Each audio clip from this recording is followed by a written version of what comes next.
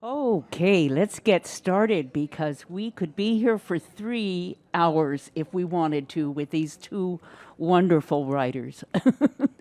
So, this afternoon, I said to myself, Brian would like us to start Writer's Read with some shoulder rolls. So, we'll go one back and one forward. I'll tell Brian we did that and got started the right way. Welcome to Writers Read. And today we have two writers reading, so we will have a wonderful afternoon. The first thing we do, though, you know it, is the poem. I say a line and you say a line. Right, right, right. Until you get it right. Then read aloud. You'll draw a crowd and bring us great delight. Okay, are you ready to do that without me? No. Next month, by the way, there is a Writer's Read next month in July of all things. So look forward to that. But maybe next month I'll give you a little test. Oh. Today, my name's Nancy Cope. And today we have two writers, and the first is our good friend Annemarie Godston. And this book has been in the collection on the back shelf. I am going to put the library copy on this card table after we're done. If you want it, check it out, please, in the library, and then read it. It's just wonderful. I just spent 20 minutes on the vocabulary section. Oh, welcome, Annemarie. So good to see you here and reading again. This is her second visit. And Annemarie, I'm always curious, intrigued with how writers ever get started. How did you move toward this book? How did it come to be? Well, this is a long story, which I think many of you have probably heard before, but since you've asked it so specifically, can you all hear me? Yes. Okay. When I was in Connecticut, before Joel retired, I became a master gardener. And when you become a master gardener, you have to pay back volunteer hours. And I did my payback by sitting in the extension office and answering the phone and answering gardeners' questions there. And I really enjoyed that.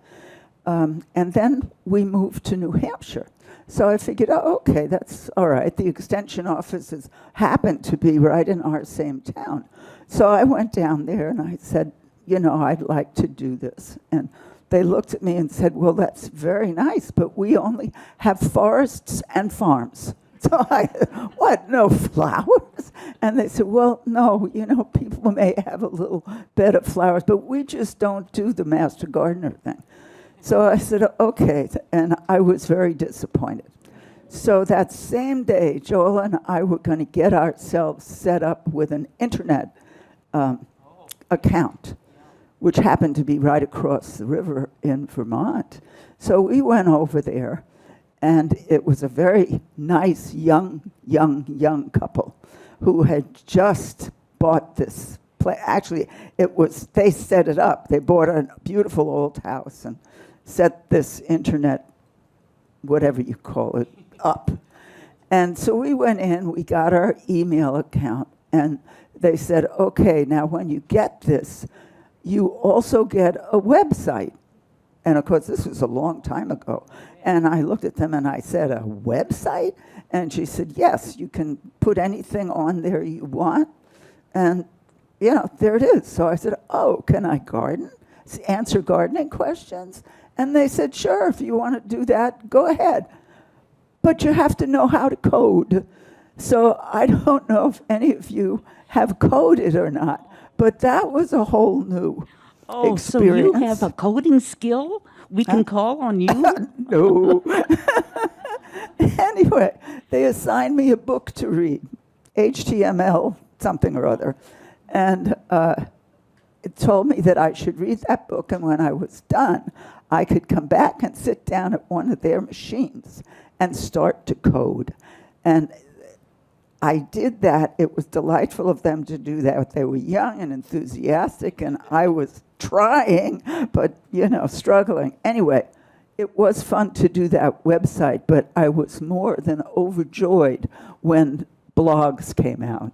That was a whole lot easier. So I switched over to a blog, and then we were going to leave New Hampshire. And I thought, I've got all this information that I've been writing on my blog over the years. Why couldn't I consolidate this and put it into one epistle? So that's kind of where it started. Okay.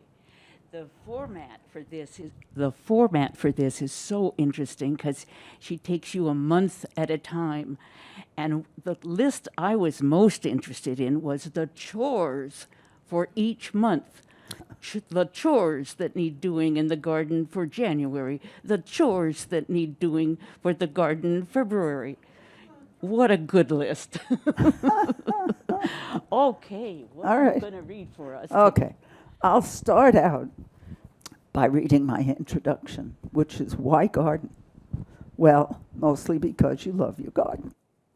But it also does wonderful things for your mental state, your physical state, and even your emotional state. Why else would we have been doing it all these years? We truly love to get our hands and jeans dirty. Dirt under the fingernails tells the world we're gardeners, and of that we're proud. I can remember my mother wore red nail polish, not to look sexy, but to cover the dirt that hid under those nails. The dirt that refused to wash or be scrubbed out. Garden dirt is tough to remove. How wonderful it is to have perfect strangers walk up to you when you're out there on your knees and tell you how great your garden looks. They love to see it every time they pass by. In fact, many people choose to walk that way because of your garden. That that is a genuine high. Along those same lines, how many folks have you gotten to know because of your garden? It's like little children and puppy dogs. Everyone stops to admire them. It is a way to get to know new people and connect with your neighbors.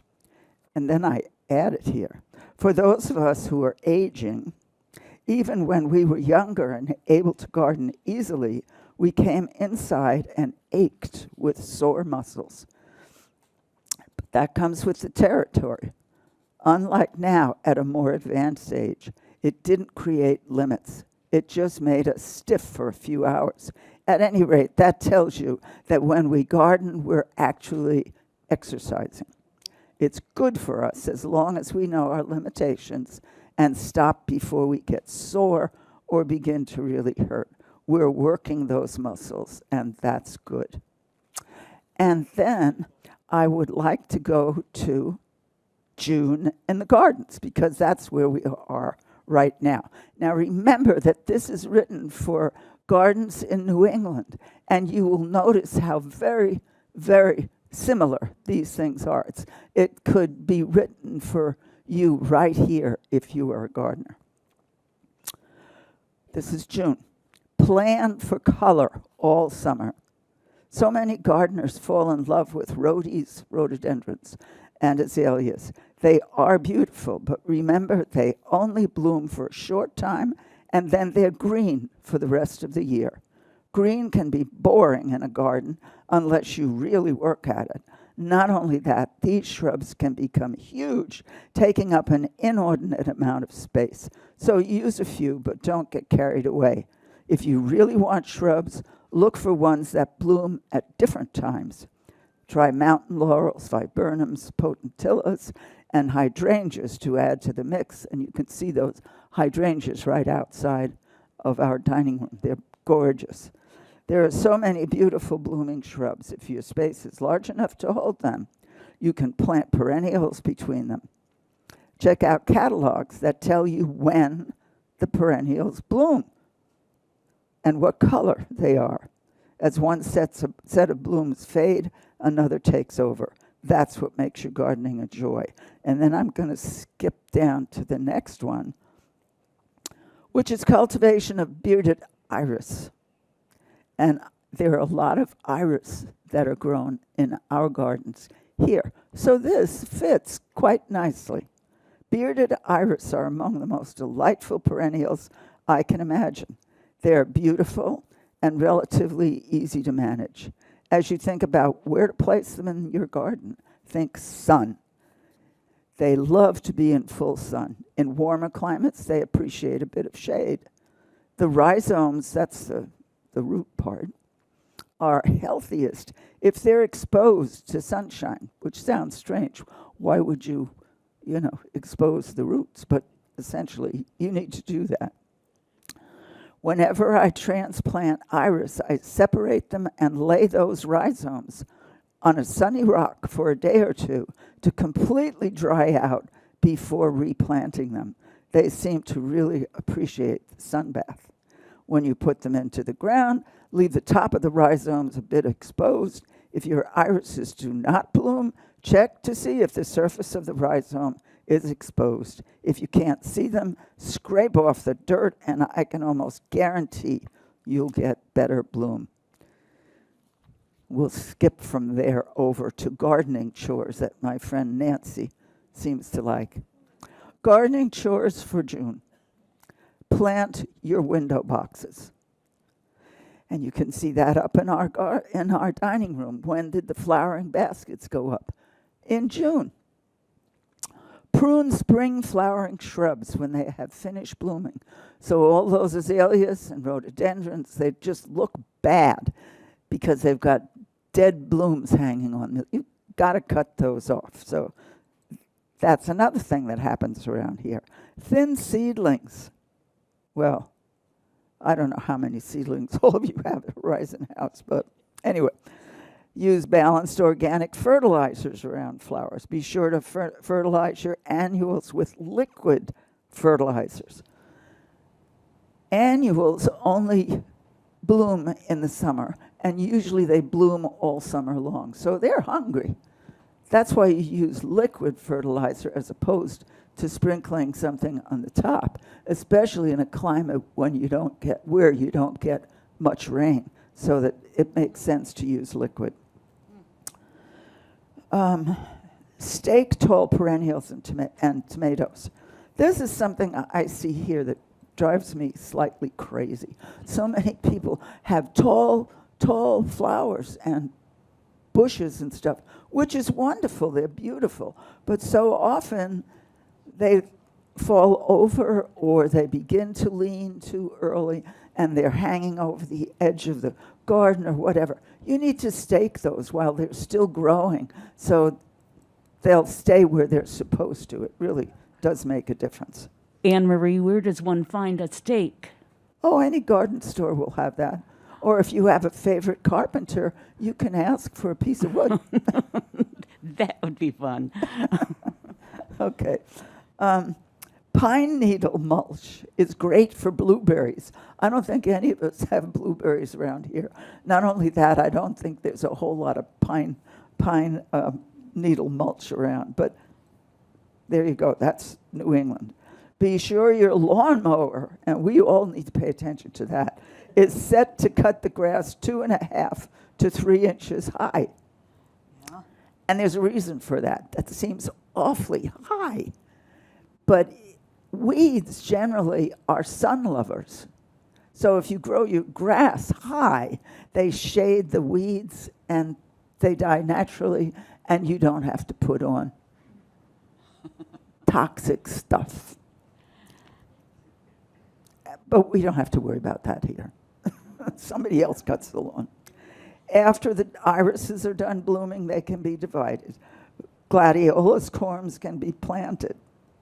Deadhead or prune off spent flowers from plants and shrubs. And you should do that pretty regularly because once the flower stops, it begins making a seed because it's been fertilized. So if you don't get rid of that, the plant is going to put all its energy into making a seed so it can regenerate itself. And you don't want to do that. Cutting back perennials such as dianthus, veronica, and other similar shrubby varieties will often produce a second blooming. How great would that be? They also look better. Let's see. You can still plant container-grown shrubs. In other words, if you bought a shrub that came in a container, it's still okay to put that in the ground. If you have a water garden, there's still time to plant water lilies. House plants, and this is something that can apply to some of you here, can be moved outside to a shady, protected spot. You have to find either someone that's willing to let you put the flowers in their garden, or else there is a stand that was made for exactly this purpose, but it has not gotten much use, therefore it hasn't been taken out much. So if you have plants that would like to be out, talk to somebody on the garden committee, and maybe that rack can be found again.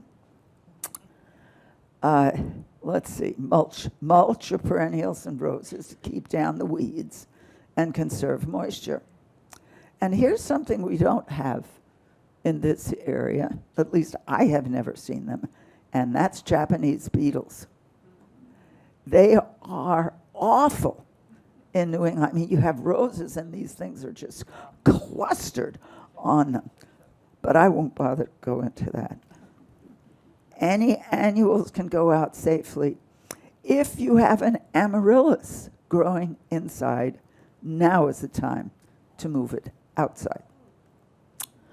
Pinch the leading stems of your chrysanthemums and asters to encourage them to be bushier and have more blossoms. Continue doing this every 6 inches or so as they grow. And I just went over that this morning with Helen Zimmerman, who had a nice chrysanthemum, it was getting a little on the tall side, so we talked about that. We won't talk about apple trees. Oh, here's one. Stop cutting asparagus when the new spears get to be pinky finger thin. At that point, let them grow into ferns. It'll feed the roots. Side dress your veggies to give them a little boost. There are veggies in our gardens. Have you got hosta? Are there slugs chewing them? Actually, we don't have much problem with slugs. There are some, but not a whole lot. Here's a solution to use if you haven't tried this already. Combine 9 parts of water to 1 part common household ammonia and spray it on the hosta just before dark. When the slugs hit this, they will dissolve. And we don't have a compost bin here either, so we won't talk about that. Cut back any daffodil drifts as they die down. Order your bulbs so they arrive in time to plant in the autumn. And that takes care of June. Now, just for a kick, what time is it? Okay. Just Jim Dandy. I hope there aren't too many non-gardeners who are finding this terribly boring. Okay. This is just wonderful. It almost inspired me. I'm using the word almost. It almost inspired me to be a gardener, but not quite. I just admire you, Anne Marie. This is a December garden. Big snowstorm coming. I'm ready. Are you? The big question is, are our gardens ready? As the saying goes, ready or not, here it comes. What goes on under all that snow and frost are all the little critters hunkering down for a long winter's nap. Nope. They're planning how to get food to sustain them through the winter. They're eyeing your shrubs and tender little trees. The bark is so inviting. Yum. If you haven't put some protection around the lower trunks, they will burrow right up to that yummy green bark and proceed to happily chew away. Hopefully you thought about that back in the fall. It's important. You can lose a lot of good trees, vines, and shrubs that way. Then there's removal of snow on broadleaf evergreens. I think we'll skip that one. However, your new amaryllis bulb, and this is something that often pops up here. It's that time of year again. People give, get, or just buy an amaryllis bulb for themselves. The pictures are beautiful. The ones you see at friends' houses always look absolutely breathtaking. So why not give it a try? Here are some hints to get you started. First of all, think of the amaryllis bulb like an onion.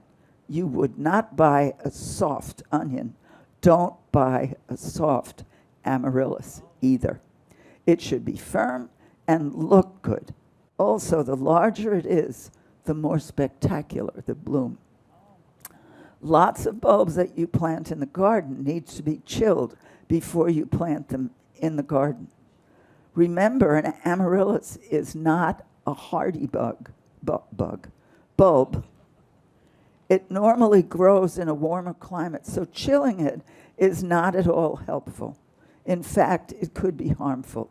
Try not to get it any colder than about 50 degrees. The bulb should be well watered when you started, but after that's done, you won't need to be quite so attentive with water. It shouldn't dry out, but remember that sitting in water will cause it to rot. The bulb will generate some roots, so the pot should be larger than the bulb. Also, once the bulb begins to grow, it will become tall and heavy. This means that you need to offset that weight. I'd use a clay pot and perhaps one that's not tall, but rather low and broad. This would also indicate that a very light potting medium might not be the best. Use heavier soil. You shouldn't have to fertilize the bulb. If you recall from your daffodils, tulips, and other garden bulbs, they get their nutrients from their leaves as they die down. This tells you that the bulb has already taken what it needs from its bulb after the last flowering. After it's potted, you can put it right into a sunny window. Unlike paper whites, it doesn't need a period of darkness to spur it onward. Don't forget that a plant will lean toward the light. If this begins to happen, rotate the pot every day. After you've attended to all of this, it should take about 6 to 10 weeks for you to see a bud followed by a beautiful show. Now, here are the gardening chores for December. Okay. If you haven't yet, you can still dig a hole in which you can place your live holiday tree after Christmas. Store the soil you dig out in the garage or other non-frozen place, so you can just dump it into the hole after the tree is planted. Have you made teepees to cover your small shrubs? Protecting them from snow loads? Be sure they're out in the garden doing their job. You can also wrap the plants or shrubs in burlap. Plant your pre-cooled bulbs in pots for some wonderful indoor color. Put them first in a cool and dark spot to begin growing roots and water them so they don't dry out. Remove decorative foil from gift plants. Set the plants into waterproof containers after placing a layer of gravel in the bottom of the outside container so the plant doesn't sit in water. Indoor plants are harmed much more by too much water rather than too little. Poinsettias should be in moist, not wet soil. Fertilize your houseplants. If you haven't done it yet, put stakes around your gardens. Oh, this is a good one. Bordering driveways and roads where plowed snow might harm them. The stakes will guide the plow elsewhere. Most of the time that works. Save hardwood ashes to amend the soil in the spring. If your compost pile is not covered, the ashes can go right in there. And by the way, it's hardwood ashes. You never put charcoal, briquettes, ashes in your garden. That would not be good. But the hardwood or the wood ashes are great and particularly good right in a compost heap. And then think about purchasing garden tools, equipment, and books as Christmas gifts. Go to a gardening seminar and take a gardening break. Annemarie, thank you. Let's see the hands. How many gardeners do we have in the room? Look at this, Annemarie. I love that these people have dirt under their fingernails. And let's see if they have bright red fingernails. Thank you, Annemarie. You're so welcome. Is wonderful. Annemarie, I'm going to ask you to take this copy of your book and put on the card table, because someone is welcome to take this copy. It goes into the collection at the back, but do check it out. Okay, there you go. I'm trying to put it where it's not I'll so take obvious. That away. Lorraine McConaghy, I learned today that the G was a hard G, McConaghy. And I sure hadn't taken the time to read this book yet. And it is just a delightful book. It was intended for young adults, but I can't wait for her to describe. Do you want me there? Yes. Okay. Please come, Lorraine. Describe how this book came to be. And Lorraine, I'm not going to read on and on about how your career at Mohi took place, but could you just start with some brief description of how you were the historian at Mohi? Can you start with that? Sure. And then I will ask you the question of how did you become a writer like this? Thank you. Hi. Thank you very much for inviting me here today. It's a pleasure to meet you all. Some of you I know, some of you I don't. Rob and I have lived here since April 1st, so we're relative newcomers to this community, and it's just wonderful to be a part of it. So I had volunteered in museums almost all my life, growing up in Hackensack, New Jersey, living in Manhattan, living in Watertown, New York. Everywhere we went, there was always a museum or historical society that was in need of someone to type, and that was my métier. And my husband, Rob, said when our sons were very small, 3 and 5, I wish you would go back to school. I think that you deserve a career in museums rather than being a volunteer in museums. So I did.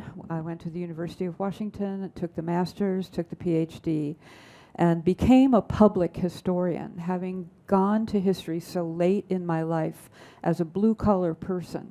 I found a lot of academe very affected, very elitist. It wasn't to my taste, but the museums I worked in anyway were places that were generative centers of change, like libraries and museums can be at their best, where in their community they represent a place to argue, they represent a place to come up with new solutions, to use the past to make the present make sense so that we can make better choices for the future. So that's how I came to end up at Mohi, but I had written for the Seattle Times for quite a while before that. Some of you may remember that. Yeah. Thank you so much. And somewhere along the line you said to yourself, I am a writer.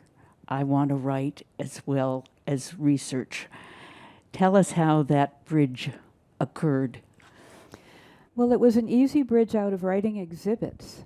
I mean, when you work in a museum as a public historian, you become a generalist or you die. I mean, you can't say, I wrote my dissertation on this is all I can talk about. You have to be able to write an exhibit about World War II or the Klondike Gold Rush or any given topic with about 6 weeks' notice. So it was a pleasure to me to write communicating English. I had read lots of non-communicating English as a graduate student, and wanted to do a better job. When you are writing for a museum, think of the hugely broad audience that you hope will be engaged by your work. So you're writing for 4th graders, and you're writing for educated people like us in our later years. So it was a a great opportunity to kind of try out my sea legs in writing. Yeah.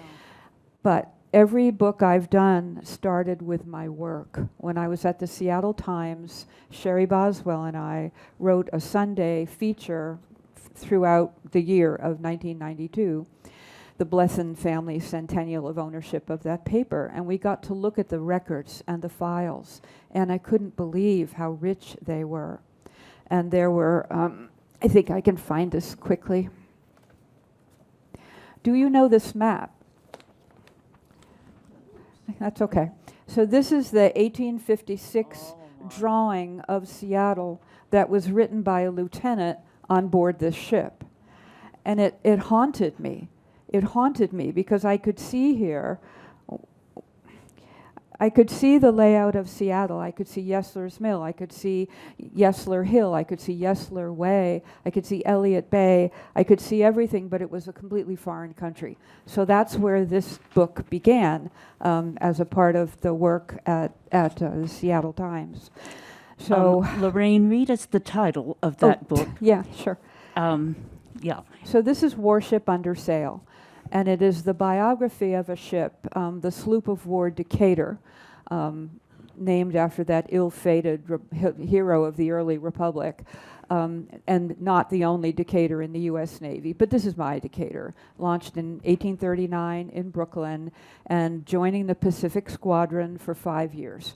So this book is an analytical, interpretive biography of the ship in that colonizing enterprise, where our experience here during the Battle of Seattle is just a facet of part of it. The naval venture to go west, young man, and grow up with the country, and to apply manifest destiny in the Pacific. Yes. So this is the most difficult book I've ever done. It's the book I'm most proud of. It's the chewiest book. I kind of thought I would die on my sword with this because it was so hard. But our copy of this book is over on that card table, along now with Annemarie's book, and you are welcome to check it out. It goes into that wonderful collection on the windowsill, so it's available today. And her second book is, what is over there? Yeah, let's go with that. This. So the Decatur book was published in 2009, and it's an academic press book. It's UW Press. This book is also over there on the table, and this is a rather different book. I really began to dig into the 1820s and, the 1850s and the 1860s in the Pacific Northwest, and that certainly deals with the Decatur book. This was different. This is called New Land North of the Columbia, and it is a very vivid catalog of documents that I was a humanities Washington scholar for a while and got to go all around the state and do programs. And I couldn't believe the power of the collections in some of the smallest historical societies in Washington state. And that is what I wanted to feature here. So this book came out in 2011. This is Sasquatch book, so this is not an academic press book. But I really encourage you to enjoy it. I did mark a particular place here. So sometimes I could go to many collections and pull documents together about the Ku Klux Klan, for instance, the second Klan in the 1920s. So this brings together stuff from all over the state. This, however, is just one single document from the Rainier Valley Historical Society. So it's sorted thematically, it's sorted topically, and my hope with it was to draw attention to the collections of this state. So many historical societies were gathered in the 1970s after the bicentennial. And you know our age. That's about the age of the people who pulled those historical societies together. True. And they were more like clubs than museums. And now they have irreplaceable collections where the custodians have aged out. It is a frightening thing. There are 65 historical societies in this county alone. Oh, my goodness. Oh, we could go on and on I that know, topic, on and on. couldn't That's we? the right way to But put let's it. get started on let's get started on Free Boy, and have you introduce us to Free Boy and read for us. Well, like the other books, it grew out of my job. I was public historian at MoHI in 2003 when we were going to receive a National Archives traveling exhibit about the Civil War in the United States. And my job as the public historian was to create what they called a local component, which was an exhibit that dealt with the region and dealt with our own experience, so that this traveling show didn't just land like a meteor in the galleries, but had some connection. And, you know, like probably most of you who came through schools here, I was taught there was no Civil War in Washington Territory to talk about, that everyone came here to plant orchards and to dig for gold. And, you know, 10 minutes of reflection, those of us who moved here from elsewhere brought ourselves with us, right? We didn't leave ourselves behind in Hackensack or Dubuque or wherever. So the people who came to Washington Territory brought their convictions with them about slavery, about states' rights, about race. And my job was to try to dig that out. So this is long enough ago that newspapers weren't digitized. So I went to the library and I booted up the microfilm, and you know how you spin it around like that. And I thought, even though people in Washington Territory could not vote in the presidential election of 1860, it was really the most significant presidential election in the history of the United States to date at that time. And there were 4 major candidates. The Republican Party, Abraham Lincoln, the Democratic Party had fallen in half over slavery, with a northern wing and a southern wing, each of them nominating their own slate of president and vice president. And then there was the Union Party, which was it was a 4th party, but it was really sort of a 3rd party. So even though we could not vote here, it seemed to me that there would be interest in this election. Why not?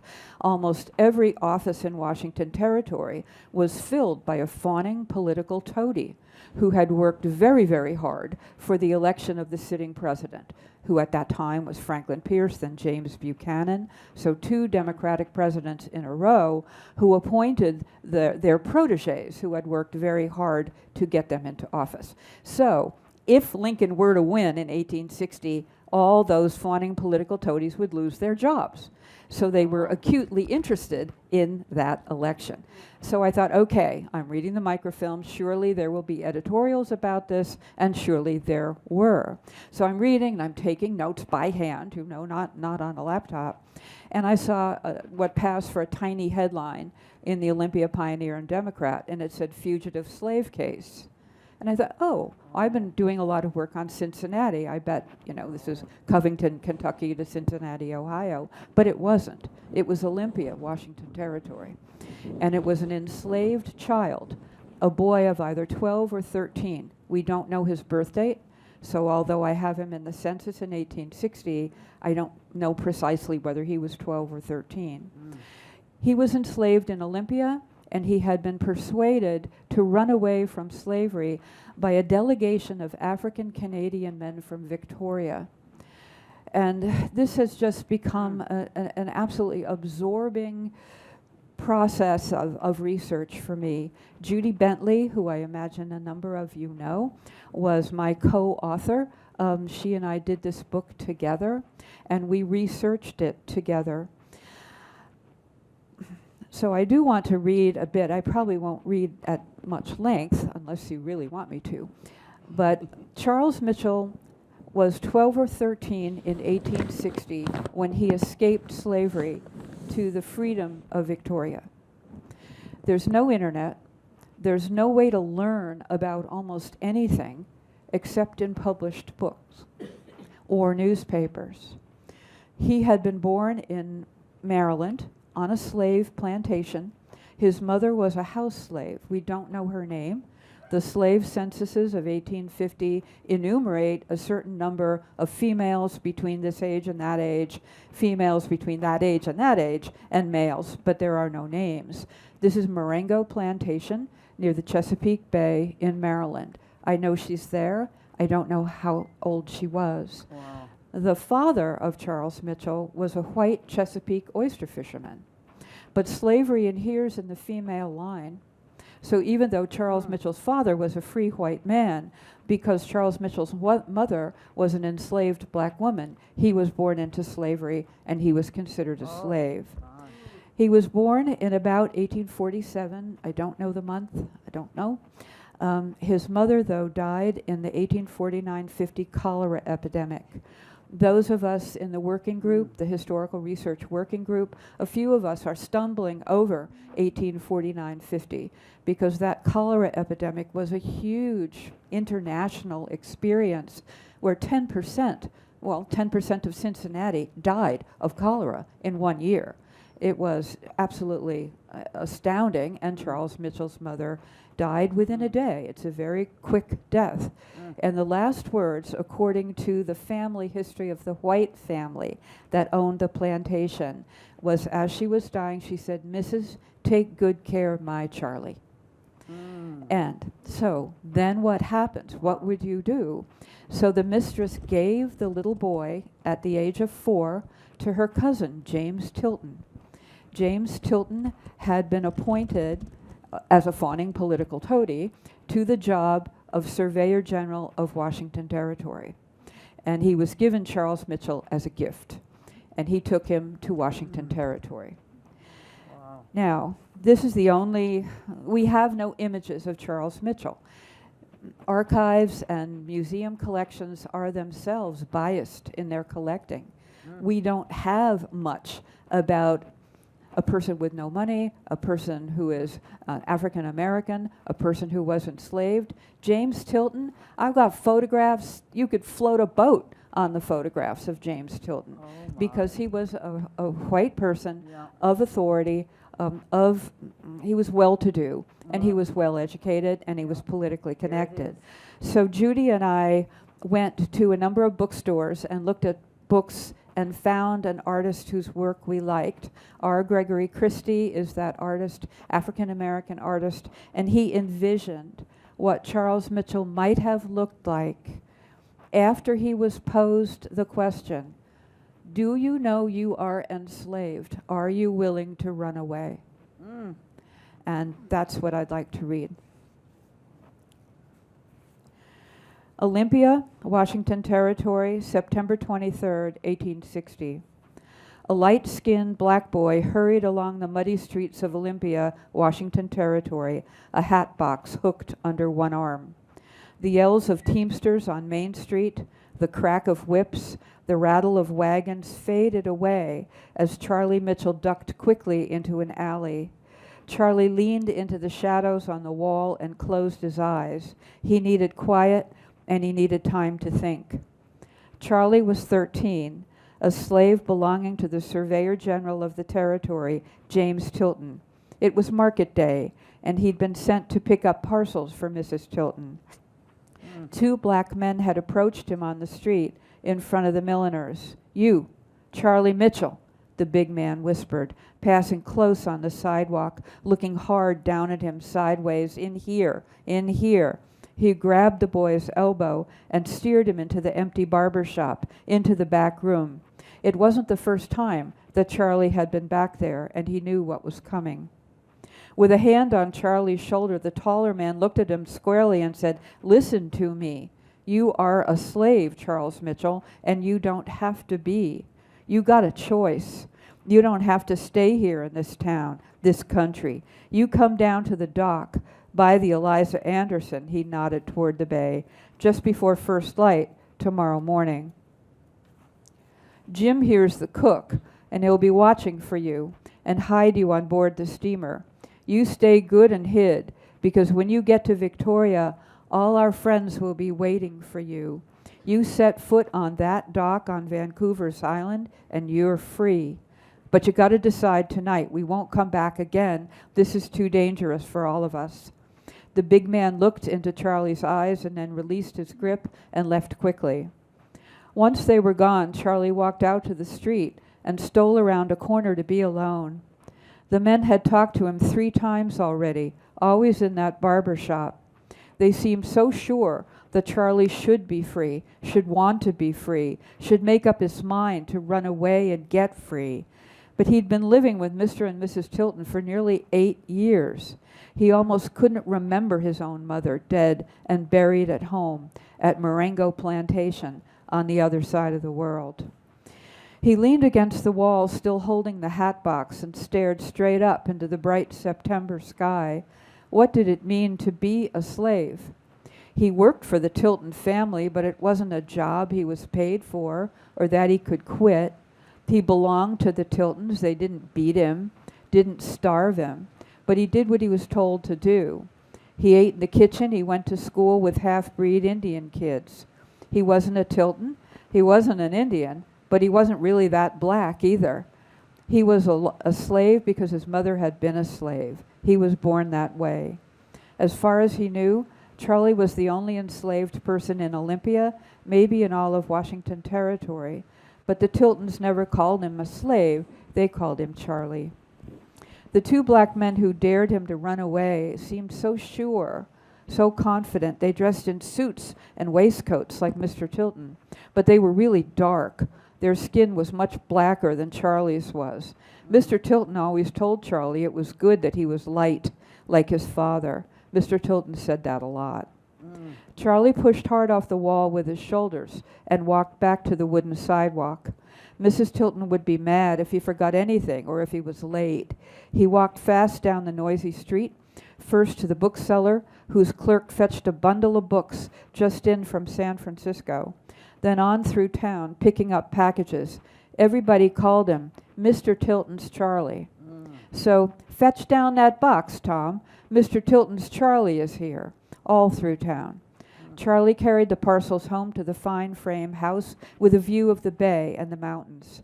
That night he lay awake on his mat in the attic above the kitchen, thinking about the only home and the only family he knew. Good food to eat, a warm place to sleep.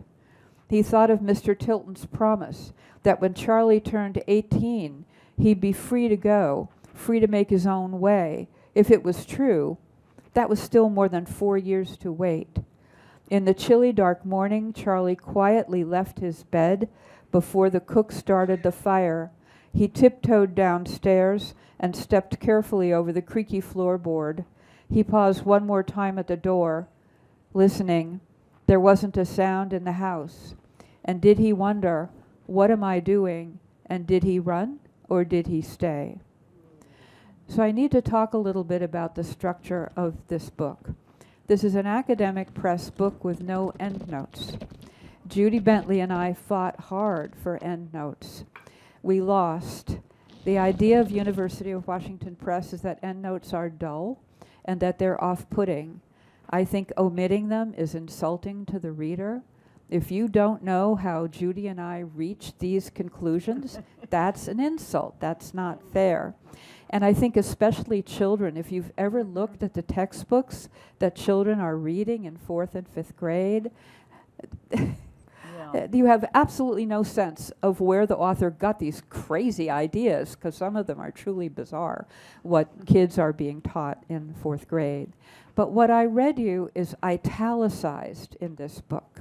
And there's sections of regular old print, and then there's italicized sections. Researching Charles Mitchell was not easy, and there were lots of things we couldn't find out.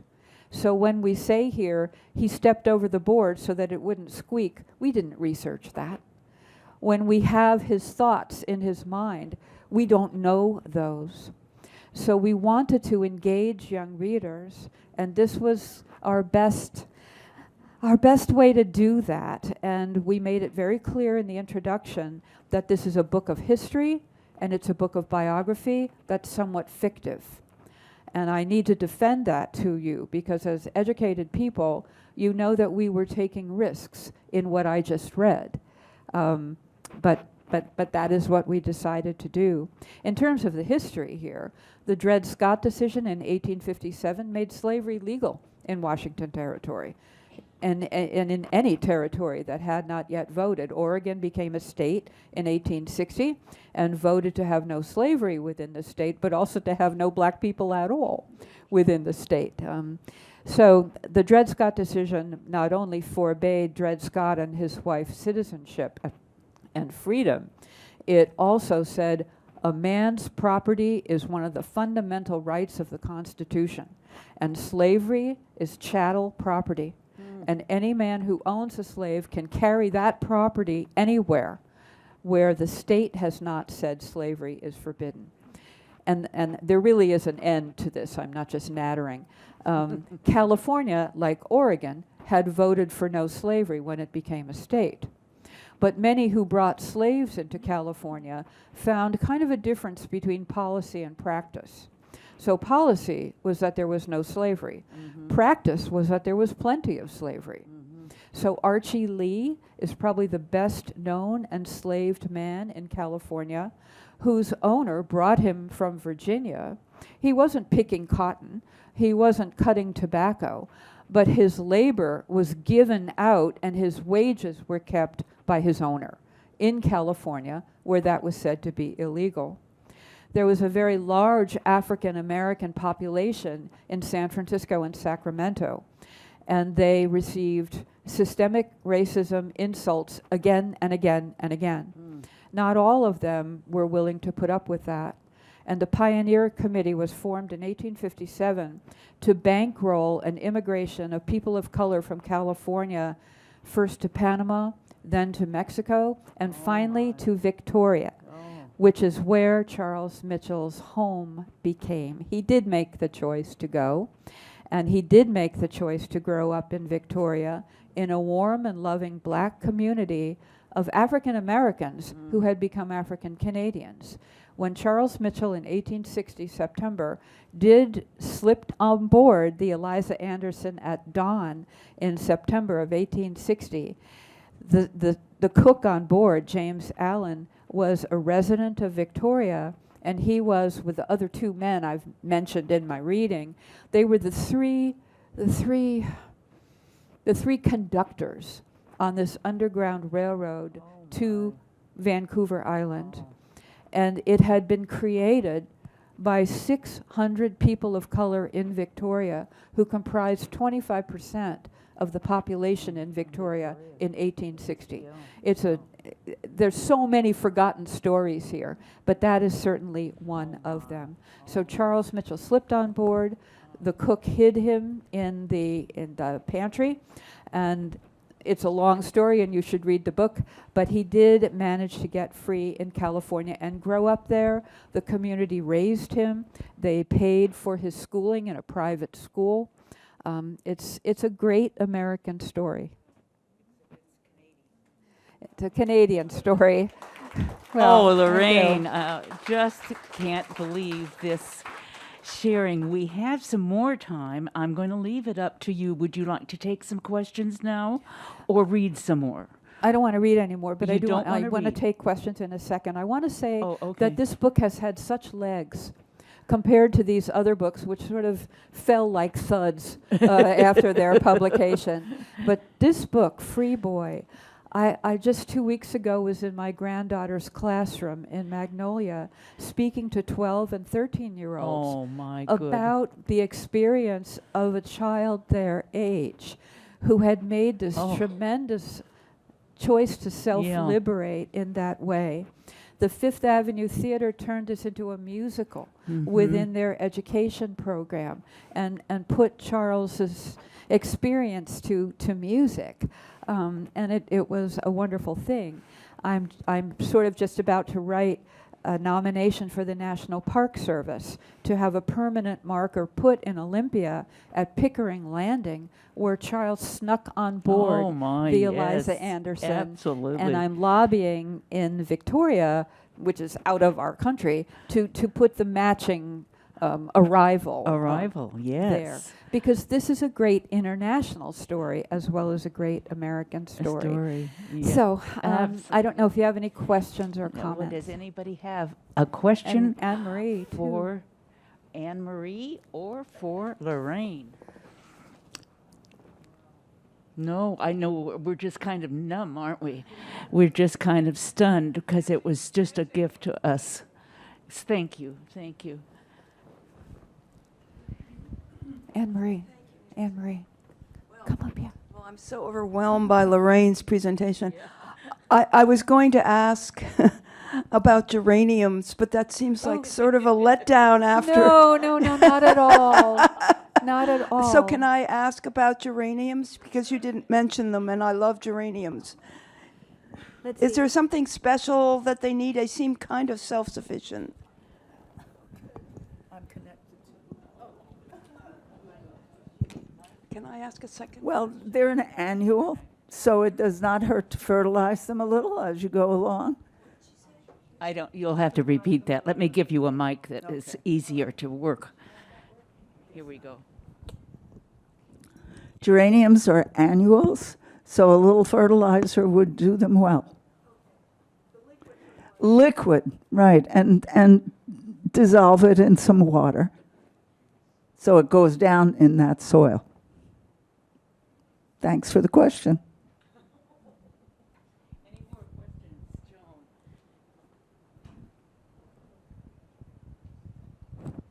Were you able to trace any relatives? I mean, did he grow up, get married?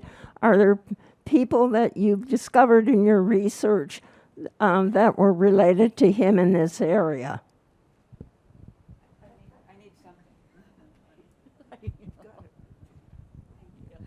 Yes, and there's nothing like finding out about that than publishing. So when you read this edition of the book, you will see that we did not know what became of him.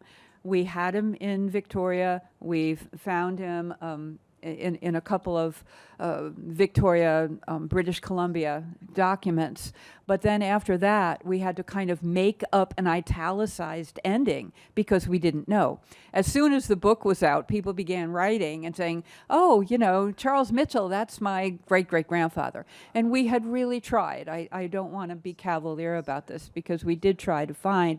But Charles Mitchell, as an African-American man of a certain age in the census in Canada and in the United States, there were like 37 possibilities, and we just didn't know who was who.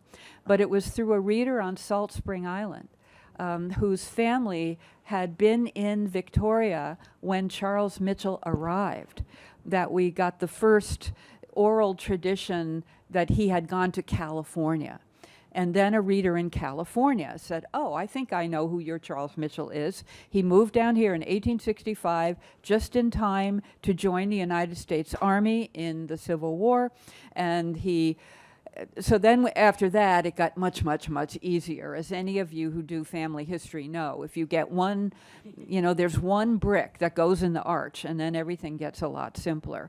Then we could find him as a sailor. So he served in the maritime merchant marine, went to England, fell in love in Liverpool, married a white woman, brought her back to San Francisco, had a family, lived a life. And he lived as a free boy. And the title of the book, I should say, is a quote from the newspaper. It's not meant to be a diminishing of Charles Mitchell in any way. It's what he was called in the newspaper when the Victoria colonists said he was freed and it was a righteous decision on the part of our courts. So that's why. Yes, that term boy can be misunderstood, can't it?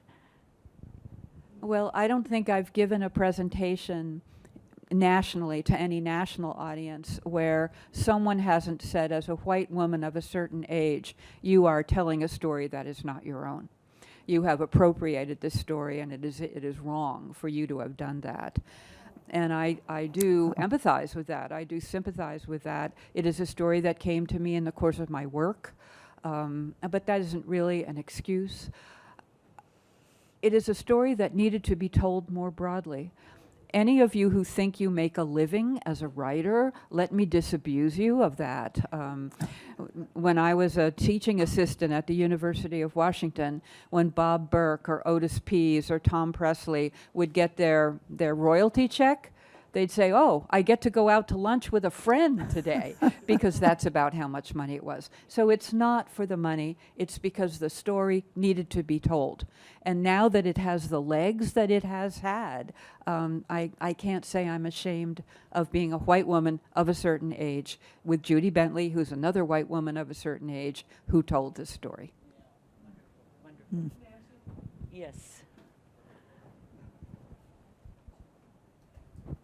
When he came back to when he came to California from Canada, did he come as a free person, or did he become free when he joined the army? He would have come, I'm talking as loud as I can, he would have come as a free person because he was a Canadian by then, you know, I mean, he would have come as a free person because he was a Canadian by then. He had lived, if that's even right to say Canadian, he was a member of the Commonwealth colony of Vancouver's Island. I think that's probably the proper way to put it. And he would have had that, that identity. But I should say that Victoria is no longer 25% black. And it is because after the war, many, many, many returned to their homes in the United States because of freedom. And because of the ability to start again. But the nicest book about that black community is called Go Do Some Great Thing. And Go Do Some Great Thing is just a wonderful book. It's recently reissued. Killian Crawford, we should have it in the library. Okay, last call for questions or comments. Here is Marion. Boy, I'm not good at this.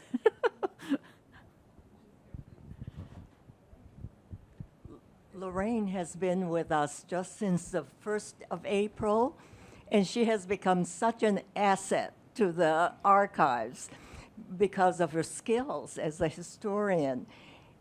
When I started the archives, I found that they didn't have lists of residents from the beginning, and so she's helping us find lists of residents from the early 60s. She gave me this list that she found in the newspaper from 1965 that lists all of the residents of Horizon House. And I think it's published every year. And we also, in the 50th anniversary booklet, there's a listing of the list. We were looking for Mildred Powell that she involved in writing about. And she was a resident here from the beginning until 1977. But I couldn't find one name that said Mildred Powell. So, Oh my goodness, yes. this is precious. But Are we? I think, is this the Is- Seattle Post-Intelligencer? Okay, let's give this back to the original historian here. Oh, Lorraine. So let me just send this around quickly so people can take a look at it. So that's from the city directory.